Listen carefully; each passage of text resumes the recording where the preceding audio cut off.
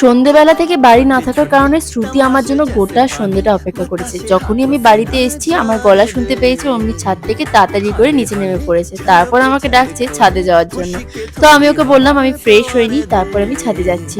তাড়াতাড়ি করে ফ্রেশ হয়ে নেওয়ার পর একটা ভিডিও শুট করবার ছিল, সেখানে এসে প্রচণ্ডই জ্বালাতন করছিল। তারপর ছাদে যাওয়ার পর দেখি প্রচণ্ড সুন্দর একটা হাওয়া দিচ্ছে। তো সেখানে গিয়ে খানিকক্ষণ দুজনে মিলে খুনসুটি করছিলাম। তারপর মা আমাকে দিল হচ্ছে সিঙ্গারা খেতে। আসলে সন্ধ্যেবেলা আমি যেহেতু বাড়ি ছিলাম না, তাই রাত্রিবেলাতেই সিঙ্গারাটা আমাকে খেতে হলো। তারপর শ্রুতির সাথে অনেকক্ষণ মজা হই হুল্লোড় করছিলাম। শ্রুতি হচ্ছে আমার বাড়ির ক্রিমিনাল পার্টনার। যখনই বাড়িতে আসে দুজনে মিলে প্রচুর মজা করি। তারপর ওকে বলছিলাম আমার কয়েকটা ফটো ভিডিও করে দে।